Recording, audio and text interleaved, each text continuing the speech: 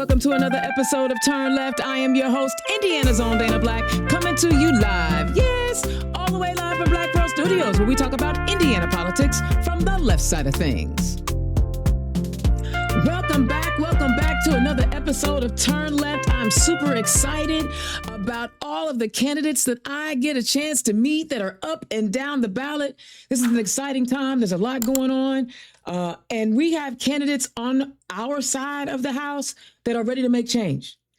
Sometimes they're first-time candidates. Sometimes they're incumbents. Sometimes they're repeat candidates. So the goal here is to get as many Democrats as we can elected and into our state house so that we can stop some of the horrendous policies that are being written in the state house. All right. So today, oh my goodness, I'm so excited. We are going to talk to Anthony Oberman, who's running for State House District 15. Anthony, welcome to the show. Hey, thank you so much for having me. I appreciate you giving me the opportunity. I love it. So tell people who you are and where you come from. So I'm Anthony Oberman. Like you said, I'm running for the Indiana House of Representatives in District 15. That covers Cherville, St. John, Dyer, and two precincts in Hanover Township. We're in Lake County, the region. And I'm a regular guy. You know, I just got tired of sitting on the sidelines. You know, I'm been married for almost 14 years, 2 kids. I'm a medically retired police officer. I got injured in the line of duty. And I just, So so public service has been something that you've been about for a long time. Tell us what made you want to join the police force. Honestly, when I was in college, it just seemed very interesting, you see the TV show Cops and stuff like that. And then all the movies, like I grew up watching like Lethal Weapon and stuff like that. Yeah. I was like, oh, that looks fun, And then, you get into the profession. It's like, oh, it's not really like that. So tell us, a lot of us, especially some of us in the marginalized communities, we don't always, see eye to eye with law enforcement. And typically, I used to be the IT person for IMPD. So I got to see both sides, right? I got to see, the different aspects of law enforcement. First, tell us some of the things that you've learned in being in law enforcement and how to communicate with communities that may not have necessarily trusted you. So what I learned as a police officer is that there's a lot more good than there's bad out there. Okay. I've met more nice people than I have bad people. And, you can't even really call them bad people. When they call the police or the police are called, it's probably one of the worst times of their lives, So you got to try and wrap your head around, that these people are in a situation that, they're not familiar with and that, they're scared. So, you just have to approach everything, with a level head and try and be like calm and cool to try and, de-escalate and keep everything, level. Because as soon as, I took a class when I was at the police academy. It was called verbal judo. And I remember to this day, and the gentleman that was teaching the class, he said, I'm going to tell you one of the best pieces of advice I could ever tell you. Listen up. If it feels good, don't say it because you're just going to make somebody mad. And I try to live that every single day of my life now. If I want to say something, I wait a couple seconds and then I say, you know what? I said it in my head. We're good. See, now I know you're going to be a good elected official because you know how to keep your mouth shut. Because some of these folks get out here and say stuff that they shouldn't be saying. Yeah, well, I mean, to a degree, I mean, I'm not going to let people walk all over me or, the good Hoosiers of our state. So, I'll call it like I see it. And I have to tell you, I am really excited to see that we have someone in law enforcement who's running as a Democrat. Have you always been a Democrat? Yes. Yeah. I was born and raised. So I love it. Yeah. Was it 2008? It's when President Obama was elected. I was in Grant Park. Wow. Look at you. Now, but you grew up in the region, right? So I was born in Indiana, and then I grew up in the south suburbs until I was like 12, almost 13. And then we moved to Indiana, and I've been here ever since, I think it was 1996. It Okay. was 95 or 96. Okay. That's a long time. That's a long time. What have you seen? What kind of changes have you seen that you like in the region? Because you stayed, right? There's a reason why you Oh, stayed, you know? yeah. Honestly, everything's here. Yeah, I don't have to travel a long distance to get anything or to see anything. I'm 45 minutes from Chicago. I'm an hour and hour and a half from Indianapolis. Mm-hmm. This is like a perfect little like pocket. Mm-hmm. We have the lakefront, or then we have all the rivers. You got like Starved Rock out in Illinois. There's just so many different things. We got the dunes. The Right. dunes are beautiful. So like this is a really awesome place to live. If you could deal with the crazy weather. Yeah, it's the weather for me as well. So I love Hmm. the way that you talk about Indiana just now, because you talked about how a great place to live and proximity to things, but you also mentioned the natural beauty. One of the things that we are seeing quite regularly from our state house is how there doesn't seem to be as much of a concern for our natural resources as there had been in the past, right? What are your thoughts on some of the policies that are coming out in reference to, like, stripping our wetlands and things of that nature? Honestly, I'm not a big fan of that. Okay. I think that our wetlands and our national forests and all that, those are there for a reason. They're there for us to enjoy the beauty, to see. Like when you go into the Hoosier National Forest, that's the same forest that was there 200 years ago. Mm-hmm. So it's like you're stepping back in time. We have to take care of that. Mm-hmm. Mm-hmm. Because that's our history, Yeah. and I don't want to strip that from us. Yeah. And I mean, all the like the birds and all the different kind of woodland creatures and everything that depend on these little areas, because it's getting so built up. you know i you know I get sad when I think of that. Like my kids might never see this type of an animal, because Yeah. I grew up and I saw it. I don't even know if my kids have seen an elephant, to be quite honest, Wow. because there's hardly any like around. So like at the zoos and whatnot. So like it really like kind of like bothers me, that they're not they have the possibility of not having that kind of you know um, things around. Yeah. So I gotta ask, because Yes. you're in the region. I live down here where the Indianapolis Colts play. So, Okay. so how? What, this may, if you don't want to answer it, I understand. But what are your thoughts on the Bears coming to Hammond? I mean, it's always exciting to think about. I mean, I don't know, you know, what all needs to be put in place for it to actually happen. I know that, it's not, there's no shovels in the ground yet. So, I mean, Okay. everything can change, but I think there is a distinct possibility that it would be very good for the area. So, I mean, it's excitement, Yeah. it's everyone's a buzz. I'm seeing everybody walking around with Hammond Bears hats. I mean, that's pretty cool. So, I remember when the Colts moved to town in oh, okay. '84, because we didn't have anything here in Indianapolis at Mhm. that point. I mean, we had the Pacers, of course, but Mhm. when the Baltimore Colts snuck out in the middle of the night, I was like, all right, we'll take them. Like, I was good.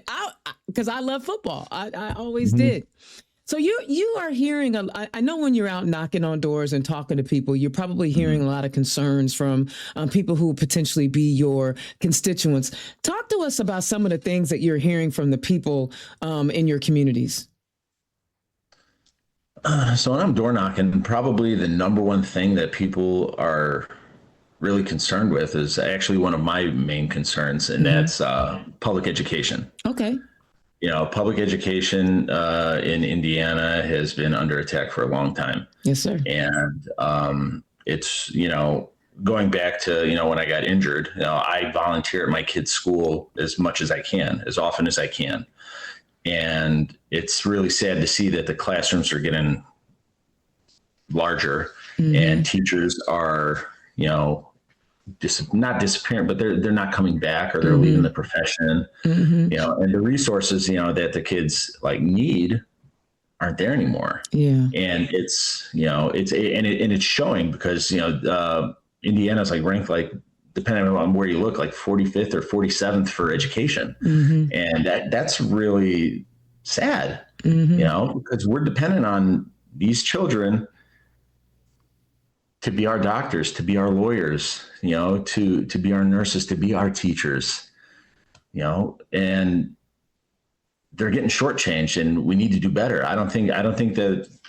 people are actually fighting for them. Yeah, yeah. I know that there are a few laws that came into place at the beginning of July, like the cell phone law and certain things like that. I kind of am okay with that particular law because I feel like our attention spans have already shrank down to 256 characters, and we're always distracted on the phones. How do you, as a parent who has young people still in school, and we think about all the things that our teachers have to deal with on a regular basis, how do you feel about that particular implementation? So I feel that if it's a problem, deal with it. Mm-hmm. Okay. So my children have smartwatches, and one of my kids has celiac disease, and if she's got an issue or something, or like she gets gluten at school or something like that, she would be able to text us or let us know that something happened. And you hate to think about it, but if something is happening at the school, I want them to know that they can contact me, Yeah. in case we got to, Get out coordinate. there. Yeah. Coordinate to get them out of there, because coming from law enforcement, like we did those drills all the time. We had monthly trainings, and we covered that, a couple times a year. And it's scary to think about to this day. And then my kids will come home and they're like, "Oh, we had our drills today, and we had to sit in the room quiet." And it's just, if it's a problem, and if students are like abusing, that I understand, you're there to learn, but like. You're not. I got that. I get that because I've read. What I mean? Like, you know what I mean? Emergencies. I need to go find my phone, and then by the time I go find it, it could be a really bad situation. Yeah. Right. So I get that.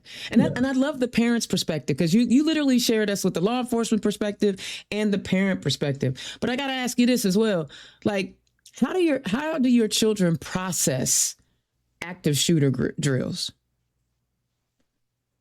They get kind of like, I don't know, they're kind of freaked out by it. Like they still can't like really register that people are, like that, evil, or that's sick, that they would do something like that. So they don't really understand it. And I think that it goes along with another one of my points that I'm really passionate about. I want to protect our kids. I want to protect them in schools, protect them when they're at home, and protect them like when they're online. So I think we really need to, on top of the education that they're getting already, I think we really need to spearhead their protection, like 24/7, because the internet and like these social media apps and social gaming and stuff like that, there's too many tragedies that we hear about, that somebody got abducted because they met so and so on this message board or this game, and then too many times they're killed, and kids don't understand that not everybody is their friend. They're just so pure and naive, and as sad as it is, we have to let them know that there is evil out there, and you need to pay attention. So what does that look like for you? Like, I mean, again, yes, we have to protect our kids from these predators, but what does that look like? Does it look like, new regulations on I don't even know. I wouldn't even, I don't even know where to begin. So I would like there to be like more stringent, laws and rules pertaining to like social media and social gaming and stuff like that. I would like to strengthen the prevention and early intervention, build the communities where children can thrive, elevate crimes against children to felonies. And I'm not talking like a felony 6. I'm talking, substantial time, because as soon as these people are, as soon as they feel the full weight of the law, I think people will start to understand that, our kids are sacred, and that if you hurt them, you will lose your freedom. So I feel as soon as we start taking it more seriously and be proactive instead of reactive, then we'll start getting some results. I can't wait for you to work with John Bartlett down here in District 95, I think it is. He's been working on a human trafficking bill for, a long while now, right? And he cannot get it out of committee, right? Sometimes he doesn't even get it in committee. I hope that you guys connect, because I imagine between the two of you, you'll be able to put something together that is real comprehensive. Another thing that went into effect July 1st this year is SB 285, which criminalizes homelessness. And I know that the Indiana Sheriff's Association was like, yo, this is not even going to solve the problem. Plus, it's going to cost a lot. What are you? I mean, I hate SB 285. I ain't gonna lie to you. Like, it is the most I love human bill to ever be written. What are your thoughts on it? Because you're in law enforcement. You have a different perspective than I would ever have. So it's a terrible bill. I mean, criminalizing people when they're already down on their luck is like, that's not Hoosier hospitality. That's sickness. That's, it's going to clog up the judicial system. It's silly. We give people a helping hand, not a ticket, not a misdemeanor or whatever it might be. Give them a helping hand. Like we're the wealthiest, most like modern country in the world, and we can't take care of people. And we just got our first trillionaire, and like there's still people that are homeless. Like, let's spearhead and take care of the issues instead of saying, like, oh, we got a trillionaire. That's not a feather in your cap that you really want to be proud of when there's so many people that are without a home. So many people missing meals because, they're down on their luck.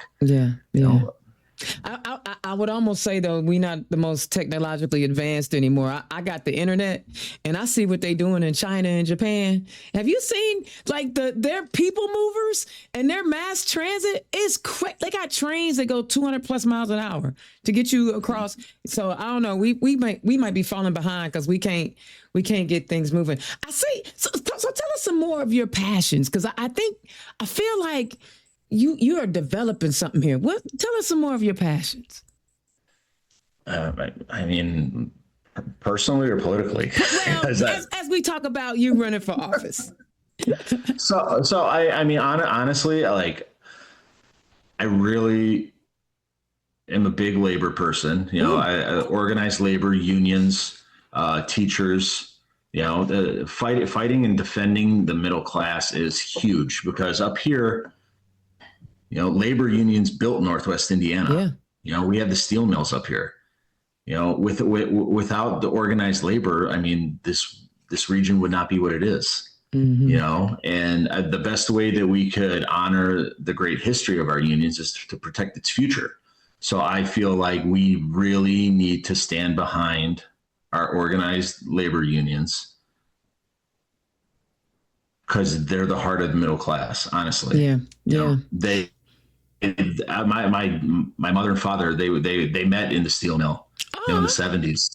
My dad was a journeyman welder and my mom was a millwright, Wow. and, he worked at Republic Steel and LTV Steel for 33 years.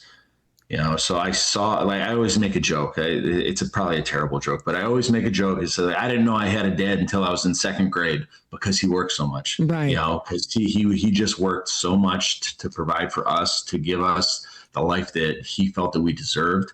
And, I saw how hard he worked and like how much pride he took in his job for his family, that our life was because of the union. You Mm-hmm. know, Mm-hmm. we had our life because of organized labor, and I think that if there was a greater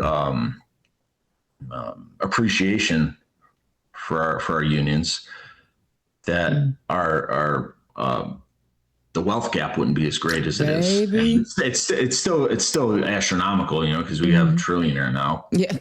But But as soon as they started busting up unions, though, that's when the wealth mhm. gap started to increase. Because But yeah, my father didn't even have a high school diploma, but he was a mhm. union man, and here we were living a very middle class life as an African American family in the '70s. We had a house, did the whole thing because of Yeah. unions. I feel that. No, I'm telling you, I owe my existence and the man that I am today Mm-hmm. to the unions. Yeah, yeah, And I just want to respect them and give them their flowers, because again, without them, Northwest Indiana isn't what it is. yeah. One of the things that we've seen though over the last 10 years, we saw a Mhm. lot of labor rank and file, like kind of going on the other side and voting for the people who, wrote laws like right to work. Are we getting them back? Do you think that we're getting them back? Honestly, it's kind of a mixed bag. Mm-hmm. Social topics have, been Mm-hmm. they're the squeaky wheel, Yeah. and then everything else is kind of secondary. So it's it. I would like to think that the tide is turning, but I just can't tell. I Yeah. just can't tell. I hope it is, because voting against your self interests are just like, it's silly. Like, Yeah. why? Yeah. Why? Why? I don't get it. You know, So, like with right to work and stuff like that. Like, well, a lot of people, do have voted Republican, and now the right to work, is kind of fracturing some unions from the inside, because guys aren't paying union dues, but they still are allowed to be, represented and covered by, everything that the union does. If there's a lawsuit against them, or there's like some sort of unfair labor practice, the union still has to defend them. And then wow. they have to use their resources that individual is not, Paying contributing into. to. So it's really causing, kind of a rift, Yeah. like, so. Yeah, I can imagine. And that was the whole goal, right? That was the whole Oh goal. yeah. Was to split us up, divide and conquer. And oh, Yeah. by the way, less money coming into the union, Yep. you know? It's So all about design. oh my goodness, yes. So one of the other things that's going up that I've talked to a couple of candidates up in the region in Northwest area is NIPSCO. Um, Mm. are you? The look on your face is telling me everything I need to know. Tell us how you are seeing what's going on with NIPSCO and customers and what they're battling up there. So what's happening with these rate hikes is ridiculous. It's becoming too much, because the only real trickle down that we'll ever see is passing on and trickle down of the cost. Mm-hmm. So, what was it, like we had a 16% rate hike not too long ago. Yep. And now, like, I'll tell you a little story. Last summer, probably around this time, I had 2 months of my NIPSCO bill. It was over $700. Oh, Yes, that's more it than my was. mortgage. It I cried. Oh, I cried. But these utility companies are monopolies that are allowed to exist. And my personal belief is that sure, you can make your money, but you're not going to gouge us. Okay, so but I would love to see a profit cap implemented. Personally, I think that would do a lot of good. Honestly, because once they hit that cap, start sending rebates to the ratepayers, because I mean people are having to make the choice between food on the table or the lights on, this prescription or my lights, my air conditioning, and I mean I think it's absolutely ridiculous that these big billion-dollar corporations are getting these sweetheart deals where they don't have to pay their the sales tax. They get that 7% break. But it's not good enough for us. Like what's the issue? Like where are the legislators really standing? Who are they standing with? Yes, we're the ones fighting for us. Because it isn't us, right? Mercy, I feel that 100%. I want to make sure that I'll give you an opportunity to share the points that you want to share. Is there something you want to tell us that I didn't ask you about? So if we go back to the kid, like keeping the kids safe, let's go back. I just maybe it's the dad in me, but like these kids are everything. And the way that, people get plea bargains and they get to plea their case down to something super minor, like time served or like 20 hours of community service, like that's ridiculous. Like they're like, these kids are, they basically they have a life sentence of trauma from what's happened. And these people are like getting off with a slap on the wrist is just ridiculous, and you get more time for weed in Indiana. Yeah. Oh, don't get me started on weed, please. I'm going to get you started. Come on, I'm going to reel you. I'm throwing the bait out. I'll be honest with you. That's another one that just clogs up the system. I mean, and how much money are we losing to Illinois and Michigan every year?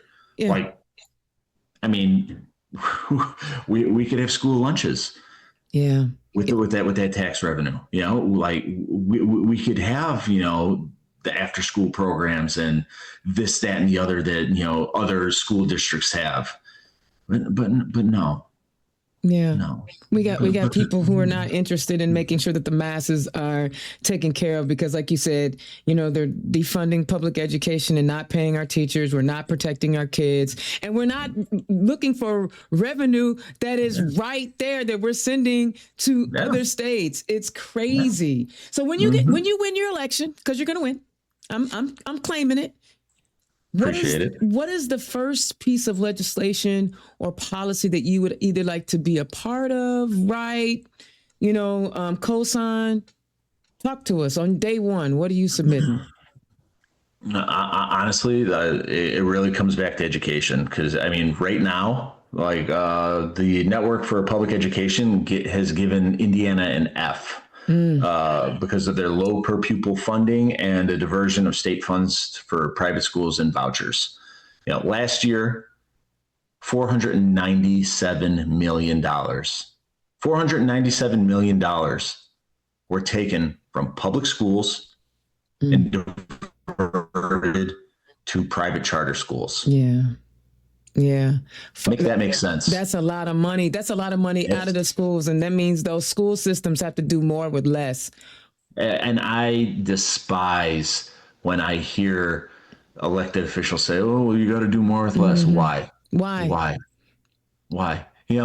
don't have anything against private schools. I went to private school for the first 7 years that I was in school. My parents paid for it. That was their decision. They paid to send my sister and I to a private school. And then we went to public school from 7th grade on. Okay. And I'll be honest with you. The public school formed me more as a person than the private school did. 100%. My best teachers were in public school. Interesting. And sadly, my favorite teacher left the profession because it was just too much nonsense for her. Yeah. And and I hate seeing those teachers that really impact students leave, because if they impacted, if she impacted me the way that she did, I know that she touched countless other students over her, what was it, 20, I think 20 years. I think she taught for 20 years. Wow. And then she just had enough. Man, that is okay. So we're gonna get you as close as we can to the education committee, get you hooked up, especially with Representative Delaney. Oh my goodness, I enjoy watching him fight for teachers and students, because I mean, and I imagine as a law enforcement agency, you a former law enforcement person, you probably laughed at it's okay, we're gonna give teachers handgun training. I'm sure. Like, am I triggering you? No, it's just like, how on what planet does that sound like that's a good idea? Hey, they thought it was such a great idea they passed it, and it got signed into law.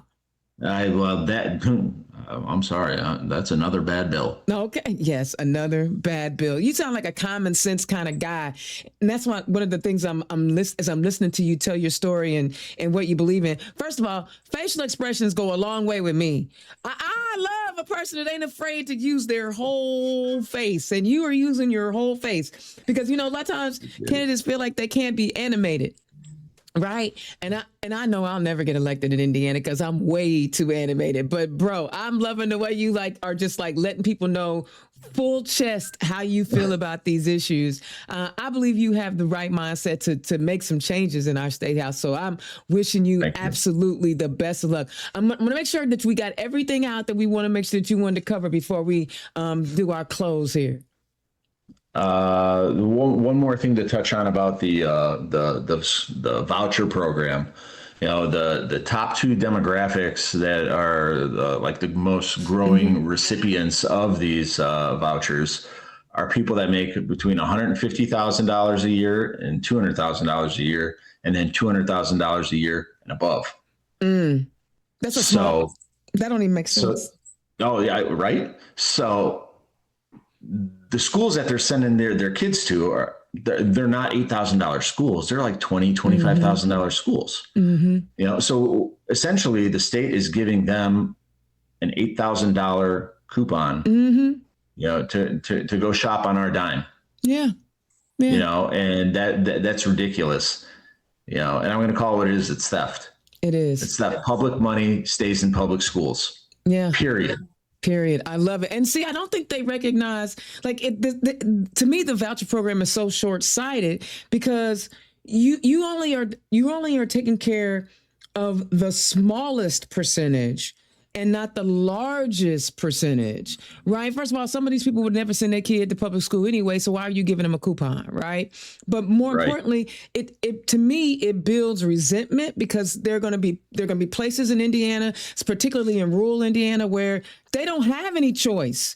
There's not, they may have one Christian or Catholic or school in the whole county, right? So what choices do they have? But they have less resources now, and I'm not saying that a student with the amazing teachers that we have can't still be successful, but man, you sure are putting them behind the 8 ball with this mess.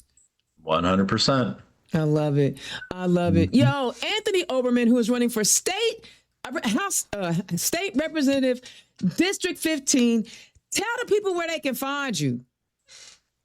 So I am on Facebook. I think it's Anthony for Indiana.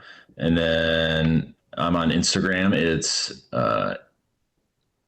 Anthony for Indiana 15. Okay. And then voteoberman.com, voteoberman.com. And then, I think that's. I love it. TikTok. Come on, he's on the tickety talks. Oh, I'm really bad at TikTok, but hold on one second. Let me see if I could find it. It's Anthony, the number 4, Indiana. Okay, wow, I can't believe that was available. Yeah, hey, sometimes you just get lucky. Right? Because when I got indianasown.com, I was like, oh, that's available in 2015? Oh my God. So I snatched it up and put it everywhere.